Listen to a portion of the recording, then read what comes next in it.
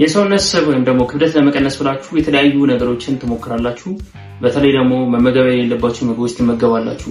ታዲያ መመገብ የሌለባችሁ ነገሮች ከማወቃችሁ በፊት የሰውነት ስብ ወይም ደግሞ ክብደት ለመቀነስ 3 መሰረታዊ ነገሮችን ማድረግ ወይም ደግሞ ማወቅ ያስፈልጋል። የመጀመሪያው ካሎሪ ነው። ካሎሪ ማለት በቀን ውስጥ የምናስገባው የምግብ የኃይል መጠን እንድንሰራ እንድንንቀሳቀስ የሚያደርገን የምግብ የኃይል መጠን ካሎሪ ይባላል ማለት ነው። ታዲያ ይህንን ካሎሪ እንዴት ማወቅ እንችላለን? በቀን ውስጥ ምን ያህል ካሎሪ ያስፈልገናል፣ ምን ያህል የምግብ መጠን ወይም ደግሞ የምግብ ኃይል ያስፈልገናል የሚለውን ደግሞ ለማወቅ የተለያዩ መንገዶች አሉ። ከነዛ መካከል ዌብሳይቶች አሉ ማለት ነው። ከነዛ ዌብሳይቶች መካከል ደግሞ calculator.net የሚባል ዌብሳይት አለ። እዛ ላይ ትገቡና ካሎሪ ካልኩሌተር ብላችሁ በመግባት እድሜያችሁን፣ ቁመታችሁን፣ ጾታ፣ የተለያየ ነገር ኢንፎርሜሽን ታስገቡለታላችሁ ማለት ነው። ከዛ በኋላ ራሱ ካልኩሌት አድርጎ ይሰጣችኋል። በዛ መሰረት በመሄድ ካሎሪያችሁን ካልኩሌት አድርጋችሁ መመገብና የሰውነት ስባችሁን መቀነስ ይቻላል። ይሄ አንደኛው መንገድ ነው ማለት ነው። ሁለተኛ ደግሞ ምናልባት ግራ ከገባችሁ ምንድነው የምታደርጉት? እድሜያችሁን፣ ቁመታችሁን፣ ኪሎአችሁን እንዲሁም ደግሞ በሳምንት ስንት ቀን እንደምትሰሩ እንቅስቃሴ ማለት ነው ስንት ቀን እንደምትሰሩ ከጻፋችሁልኝ ኮሜንት ላይ ልመልስላችሁ እችላለሁ። ሁለተኛው ደግሞ መሰረታዊ ነገር ምንድነው ከተባለ ግሬሊን ሆርሞን ማኔጅ ማድረግ ነው። ማለትም የረሃብ ስሜት የሚቀሰቅሰውን ግሬሊን የተባለውን ሆርሞን ማኔጅ መደረግ አለበት። ማለት ሰውነታችን የረሃብ ስሜት የሚሰማው ምን አይነት ምግቦችን ስንበላ ነው፣ ምን አይነት ምግቦች ደግሞ ግሬሊን ሆርሞንን ይቀሰቅሱታል የሚለውን ማወቅና መለየት በጣም አስፈላጊ ነው ማለት ነው። ሶስተኛው ደግሞ መሰረታዊ ነገር ምንድነው? ሰልፍ ኮንትሮል ወይም ደግሞ ራስን መቆጣጠር መቻል ያስፈልጋል ማለት ነው። ራሳችንን መቆጣጠር ማንችል ከሆነ የምንፈልገውን ያማረንን ምግብ የምንበላ ከሆነ የሰውነት ስብ ለመቀነስ፣ ክብደት ለመቀነስ በጣም እንቸገራለን ማለት ነው። ስለዚህ እነዚህ 3 ነገሮች መከተላችሁን አትርሱ ማለት ነው። ምግቦቹን ደግሞ አንድ ባንድ እያለን 10ሩንም ምን ይሆናል። 10ኛው የተጠበሱ ምግቦች ነው። የተጠበሱ ምግቦች ሳናስተውላቸው የምንበላቸው ምግቦች ናቸው።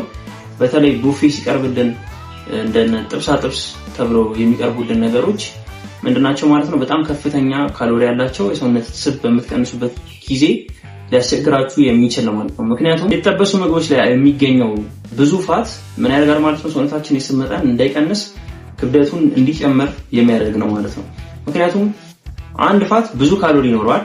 1 ግራም ፋት 9 ካሎሪ ያለው ሲሆን ለሰውነታችን እድገት ወይም ደግሞ ገንቢ ናቸው ብለን የምንጠራቸው ካርቦሃይድሬት እና ፕሮቲን ግን 4 ካሎሪ ብቻ ነው ያላቸው ማለት ነው። በ1 ግራም ውስጥ 4 ካሎሪ ብቻ ነው የሚኖራቸው። ስለዚህ የተጠበሱ ምግቦችን የምናዘወትር ከሆነ ብዙ ካሎሪ እንወስዳለን። ብዙ ካሎሪ ወሰድን ደግሞ ማለት ሰውነታችን ክብደት በመቀነስ ሂደት ላይ ሆኖ ነገር ግን ሳናውቀው ደግሞ ክብደት ወደ መጨመር ይሄዳል ማለት ነው። 9ኛው ደግሞ በፈሳሽ መልክ የምንወስዳቸው የካሎሪ መጠኖች ናቸው። ከሚጠጣቸው መካከል ጁስ፣ ለስላሳ መጠጦች በጣም ከፍተኛ የሆነ ካሎሪ በውስጣቸው ይዛሉ ማለት ነው። አንድ በምንጠጣበት ሰዓት 350 እስከ 500 ካሎሪ በአንድ ልናገኝ እንችላለን ማለት ነው። ይሄም ማለት ደግሞ ጂም ውስጥ ለ1 ሰዓት ተኩል ያህል ጂም ሰርታችሁ የምታቃጠሉትን በአንድ ጁስ ወይም ደግሞ በአንድ ለስላሳ መጠጥ ትተኩታላችሁ ማለት ነው። ይሄ ደግሞ ትልቅ ኪሳራ ነው። ከዚህ በተጨማሪም ደግሞ ምን ያደርጋል ማለት ነው? የጥጋብ ስሜትን አይፈጥርም በሰውነታችን ላይ። ይሄ ደግሞ ምንድነው የሚያስከትለው ነገር ከተባለ ሌላ ምግብ እንድንበላ እንገፋፋለን ማለት ነው። ምክንያቱም አልጠገብንም። ስለዚህ ሌላ ምግብ እንጨምር ወይም ደግሞ ልጨምር ብላችሁ ምን ታደርጋላችሁ ማለት ነው? 300 ወይም ደግሞ 500 የሚሆነውን ካሎሪ ላይ ምግብ ሲጨምሩበት ደግሞ ምን ይሆናል ማለት ነው? በጣም ከፍተኛ ካሎሪ እንድትመገቡ ወይም ደግሞ እንድትሰበስቡ ያደርጋል ማለት ነው። ይሄም ደግሞ የሰውነት ስባችሁ እንዲጨምር እንጂ እንዲቀንስ አያደርግም። 8ኛ ደግሞ ነጭ ዳቦ ወይም ደግሞ ሪፋይንድ የሆኑ ካርቦሃይድሬቶችን መጠቀም። በተለይ እንደዚህ ነጭ ዳቦ የምንላቸው ስላይስ ዳቦ የምንላቸው ነገሮች ጠዋት ላይ በሻይ ወይም ደግሞ በተለያየ ነገር የምትመገቡ ከሆነ ምንድነው ማለት ነው የምትሆኑት? አንደኛ ስትበሉት የጥጋብ ስሜት አይሰማችሁም። ይሄም ደግሞ ምን ያደርጋል ማለት ነው? ተጨማሪ ምግብ እንድትበሉ ያደርጋችኋል። ተጨማሪ ካሎሪ እንድትወስዱ ያደርጋችኋል። ከዚህ በተጨማሪም ደግሞ እንደዚህ አይነት ምግቦች በደም ውስጥ የስኳር መጠን በመጨመር ቶሎ የረሃብ ስሜት ይፈጥራሉ ማለት ነው። የረሃብ ስሜት ተፈጠረ ማለት ደግሞ እንደነገርኳችሁ ተጨማሪ ካሎሪ፣ ተጨማሪ ምግብ እንድትመገቡ የሚገፋፉና የሚያደርጉ ናቸው ማለት ነው። ነጭ ዳቦ ወይም ደግሞ ሪፋይንድ ካርቦሃይድሬት ከሚባሉት መካከል ፓስታ፣ ብስኩት፣ ኬክ እና ዶናት ለነዚህ አሪፍ ምሳሌዎች ናቸው። 7ኛ ደግሞ አልትራ ፕሮሰስድ ፉድ ወይም ደግሞ የተቀነባበሩ ምግቦች የሰውነት ስባችሁ እንዲጨምር እንጂ እንዲቀንስ አያደርጉም ማለት ነው። እነዚህ ምግቦች ደግሞ ከ20 እስከ 30% የሚሆነውን የስብ ክምችት እንድናከማች ከማድረጋቸውም በላይ በቀላሉ ልንመገባቸው ወይም ደግሞ ልንወስዳቸው የምንችላቸው ነገሮች ናቸው። በተለይ ፊልም እያያችሁ ሊሆን ይችላል፣ ቺፕስ፣ የተለያዩ ነገሮችን በምትመገቡበት ሰዓት የሰውነት ስባችሁ እንዲጨምር እንዲሁም ደግሞ ሳታውቁት ብዙ ካሎሪ እንድትወስዱ የሚያደርጉ ምግቦች ናቸው ማለት ነው። ስለዚህ 7ኛ የተቀነባበሩ ምግቦችን ብታስወግዱት ወይም ደግሞ ብትቀንሱት በጣም አሪፍ ነው። ምክንያቱም ካሎሪያችሁን የምግብ መጠናችሁን ማኔጅ ለማድረግ በጣም ስለሚያስቸግር ማለት ነው። ከነዚህ ምግቦች መካከል ደግሞ እርጥብ፣ ፒዛ፣ ሻዋርማ፣ በርገር ምንላቸው ከነዚህ ምሳሌዎች ውስጥ የሚካተቱ ናቸው ማለት ነው። ስድስተኛ ደግሞ ሄልዚ ፉድ ምንላቸው ናቸው። እነዚህ ጤናማ ምግቦች ናቸው፣ ነገር ግን ደግሞ በራሳቸው ልንመገባቸው አንችልም። ማለትም ለምሳሌ ለውዝ፣ ቴምር የሚባሉት አሁን ሄልዚ ፉድ ሆነው የሰውነት ስብ እንድትጨምሩ የሚያደርጉ ናቸው። ምክንያቱም አንደኛ እነዚህ ምግቦች ብቻቸውን አንበላቸውም። ለምሳሌ ለውዝን በምናይበት ሰዓት ለውዝ ከፍተኛ ካሎሪ ያለው በራሱ ብቻውን ደግሞ ልንበላው አንችልም። ምን እናደርጋለን ማለት ነው? በዳቦ በሆነ ነገር ቀበተን በምንመገብበት ሰዓት በጣም ከፍተኛ የሆነ ካሎሪ በአንዴ እንድትሰበስቡ ያደርጋቸዋል ማለት ነው። ከነዚህ ምግቦች መካከል ደግሞ ማር፣ ቴምር፣ ለውዝ የመሳሰሉት ምግቦች ጤናማ ሆነው ነገር ግን ደግሞ ብቻቸውን ልንመገባቸው ባለመቻላችን ምክንያት የሰውነት ስብ እንድትጨምሩ፣ ክብደት እንድትጨምሩ ያደርጋቸዋል። አምስተኛው ደግሞ አልኮል ነው። አልኮል የምትጠቀሙ ደግሞ የምትጠጡ አይነት ሰዎች ከሆናችሁ ብታቆሙት የተሻለ ነው። ለምንድን ነው የምናቆመው ከተባለ አንደኛ አልኮል የምትጠጡ ከሆነ ፋት የማቃጠል ሂደታችሁን በጣም ያዘገየዋል ማለት ነው። ለምሳሌ የተለያዩ የአልኮል መጠጦችን ከጠጣችሁ በኋላ ምግብ ብትበሉ ሰውነታችን ስብ ከማቃጠል ይልቅ ያንን አልኮል ከሰውነቱ ለማስወጣት ኃይሉን ይጨርሳል ማለት ነው። ይሄም ደግሞ ምን ሆነ ማለት ነው?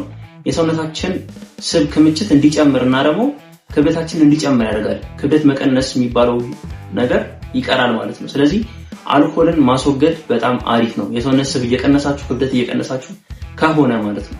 ነገር ግን የሰውነት ስብ ማትቀንሱና ክብደት ማትቀንሱ ከሆነ ግን አልኮልን በመጠኑ ተጠቀሙ፣ አሪፍ ነው። አራተኛው ደግሞ የምግብ ዘይት ነው። የምግብ ዘይት ሁላችንም ወጥ ለማጣፈጥ ምግብ ለማጣፈጥ ብለን እንጠቀማለን።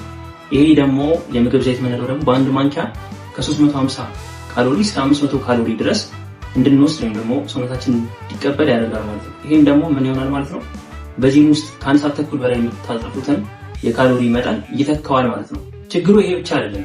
የምንጠቀመው አንድ ማንኪያ ዘይት ብቻ ሳይሆን 4 ማንኪያ 5 ማንኪያ በምናደርግበት ሰዓት የካሎሪ መጠን በጣም ከፍተኛ በመሆን የሰውነታችን ስብ እንዳይቀንስ ክብደታችን እንዲጨምር ያደርጋል ማለት ነው። ስለዚህ የሰውነታችሁን ስብ ለመቀነስ እየሄዳችሁ የምግብ ዘይት የምትጠቀሙ ከሆነ ማኔጅ መደረግ አለበት ወይም ደግሞ መቀነስ አለበት ማለት ነው። አይታችሁ ከሆነ ብዙ ቦዲቢልደሮች ምን ያደርጋሉ? ዘይት የሌለው ስጋ ይበላሉ፣ ዘይት የሌለው ሩዝ ይበላሉ። ይሄን ለምንድን ነው የሚያደርጉት? አንደኛ ንጹህ ምግብ ከዘይት የጸዳ ካሎሪ ዝቅተኛ የሆነ ምግብ ለማግኘት ነው። ሁለተኛ ደግሞ የሰውነታቸውን ስብ እየቀነሱ ስለሆነ ለውድድር በሚዘጋጁበት ሰዓት ምን ያደርጋሉ ማለት ነው? ስብ ወይም ደግሞ ይሄ ካሎሪ የሚባለው ነገር በማውረድ ፕሮቲን እና ካርቦሃይድሬትን ለማግኘት ነው የሚሄዱት ማለት ነው። ስለዚህ እናንተም እንደ ቦዲቢልደር እንኳን ባይሆን ምን ማድረግ አለባችሁ ማለት ነው? ማኔጅ መደረግ አለበት። የምትጠቀሙትን ዘይት መቀነስ፣ በአግባቡ መጠቀም በጣም አሪፍ ነገር ነው ማለት ነው። ሶስተኛው ደግሞ ሌሊት ላይ መመገብ ነው። ሌሊት ላይ መመገብ ምን ችግር አለው ልትሉ ትችላላችሁ። ነገር ግን አንደኛ ሌሊት ላይ በምትመገቡበት ሰዓት የእንቅልፍ ሰዓታችሁን ያዛባዋል፣ የምግብ መፍጨት ስርዓታችሁ ይዛባል። ይሄ ደግሞ ምን ይሆናል ማለት ነው? ብዙ የመመገብ እድላችሁን ከፍ ያደርገዋል፣ ግሪቪንግ ሆርሞናችሁን ይጨምረዋል፣ የራብ ስሜት ሆርሞናችሁን ይጨምረዋል ማለት ነው። ስለዚህ ሌሊት ላይ ከተመገባችሁ በኋላ ቀን ላይም ደግሞ አንሊሚትድ የሆነ የምግብ ስርዓት እንዲኖራችሁ ወይም ደግሞ ያልተገደበ ነው በቃ ያገኛችሁትን እየበላችሁ ልትቆዩ ትችላላችሁ ማለት ነው። ስለዚህ ሌሊት ላይ መመገብ ጥሩ አይደለም። እንደ ማንኛውም ሰው በሰዓትና በአግባቡ ሰዓት ተጠብቆ መመገብ በጣም አሪፍ ነገር ነው ማለት ነው። ማኔጅ ለማድረግም እንዲሁም ደግሞ የእንቅልፍ ስርዓታችሁን ለማስተካከል ሌሊት መመገብ ጥሩ አይደለም ማለት ነው። ሁለተኛ ደግሞ ቺት ሚል ወይም ደግሞ ሪዋርድ ሚል የምንለው ነገር አለ። ይሄም ደግሞ ለራሳችን የምንሸልመው ምግብ ነው። ማለትም አንዳንዴ ስትሪክት የሆነ ዳይት ፕላን ላይ እንሆንና በጣም ተቆጣጥረን ራሳችንን የምንበላውን የምንጠጣውን በጣም ካልኩሌት አድርገን እንቆየና ከዛ በኋላ በሳምንቱ መጨረሻ ግን በቃ መቆጣጠር የማንችልበት የምግብ ስርዓት ውስጥ እንገባለን። በቃ ሊሚትድ የሆነ አመጋገብ ስርዓት በርገር፣ ፒዛ በአንዴ የምትበሉ ከሆነ ከፍተኛ ካሎሪ ተወስዱና በአንዴ የሰውነታችሁን ስብ እንዲጨምርና ደግሞ የክብደት መቀነስ ጉዟችሁ እንዲቀንስ ታደርጋላችሁ ማለት ነው። ስለዚህ ምን ማድረግ አለብን ማለት ነው? ሪዋርድ ወይም ደግሞ ቺት ሚል የምንለውን ነገር ማኔጅ መደረግ አለበት። ምን ያህል ድረስ ነው ቺት ሚል ማድረገው? መፈልገውን መወደው ምግብ ምን ያህል ድረስ ነው የምመገበው የሚለውም መታሰብ አለበት ነው። አንደኛ እንቅልፍ ነው። እንቅልፍ በጣም ወሳኝ ነው። የሰውነት ስብ በሚቀንሱበት ሰዓት፣ ክብደት በሚቀንሱበት ሰዓት እንቅልፋችሁን መስተካከሉ በጣም ወሳኝ ነው። የሚመከረው ከ6 ሰዓት እስከ 8 ሰዓት ነው። ነገር ግን በአግባቡ እንዲሁም ደግሞ ያልተዛባ ዛሬ 4 ሰዓት ተኝታችሁ ነገ ደግሞ 10 ሰዓት እንደዚህ የተዛባ ከሆነ የሰውነት ስብ ይጨምራል እንጂ አይቀንስም። ይሄ ደግሞ ለምንድን ነው የሚሆነው ከተባለ አንደኛ የተዛባ የእንቅልፍ ሰዓት አለ ማለት ኮርቲዞል ሆርሞን ይጨምራል ወይም ደግሞ የጭንቀት ሆርሞናችሁ ይጨምራል። ጭንቀት ስትረስ ሌቭላችሁ ይጨምራል ይመጣል ማለት ነው። ይሄ ሆነ ማለት የጡንቻ መጠናችሁ እየቀነሰ የስብ መጠናችሁ እንዲጨምር ያደርጋል ማለት ነው። ስለዚህ ምን ማድረግ አለባችሁ ማለት ነው? የተስተካከለ የእንቅልፍ ስርዓት መከተል በጣም አሪፉ መንገድ ነው።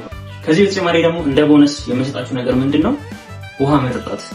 ቢያንስ ከ2 እስከ 4 ሊትር ባለው እንደየ እድሜያችሁና እንደየ ኪሎአችሁ መጠን ውሃ መጠጣት የተሻለ ነው ማለት ነው።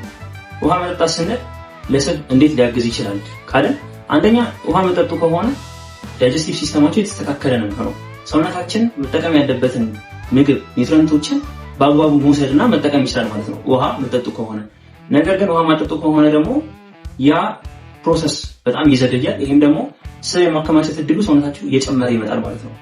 ነገር ግን ውሃ የምጠጡ ከሆነ ደግሞ በዚህ በተቃራኒ መልኩ ምግብ በአግባቡ ሰውነታችን መጠቀም ይችላል። ይሄም ደግሞ የሚያከማቸውን ስብ መጠን በጣም ዝቅተኛ ያደርገዋል ማለት ነው። የሰውነታችሁ የጡንቻ መጠን እየጨመረ የክብደት መጠናችሁ ደግሞ እየቀነሰ እንዲሄድ ያደርጋል ማለት ነው። ከዚህ በተጨማሪ ደግሞ ውሃ መጠጣት እንደምናውቀው ለቆዳ ውበት፣ ለተለያዩ የአይንም የሰውነታችንም የመስራት አቅሙ እንዲጨምር የሚያግዝ ነው ማለት ነው። ስለዚህ ውሃ መጠጣት በጣም ወሳኝ ነገር ነው። ለጤናችሁ ሲባል በጣም ወሳኝ ነገር ነው ማለት ነው። ስለ ውሃ መጠጣት ጉዳቱ እንዲህ ነው አላችሁ፣ ምክንያቱም ሁላችንም የምናውቀው ነገር ስለሆነ ማለት ነው። ለዛሬ ይዤላችሁ የመጣሁት ሰውነት ስብን በምትቀንሱበት ጊዜ፣ ክብደት በምትቀንሱበት ጊዜ ማቆም ያለባችሁ ምግቦች ምንድናቸው፣ ይህም ደግሞ ላይፍ ስታይላችሁ ምን መሆን አለበት የሚለውን በአጭሩ አብራርቼላችኋለሁ ወይም ደግሞ ይዤላችሁ መጥቻለሁ ማለት ነው። በሌላ ቪዲዮ በሌላ ሀሳብ እስከመጣ ድረስ ሀሳብና አስተያየታችሁን ኮሜንት ላይ ማስቀመጥ አትርሱ። በሌላ ቪዲዮ እስክንገናኝ ድረስ ፒስ አውት።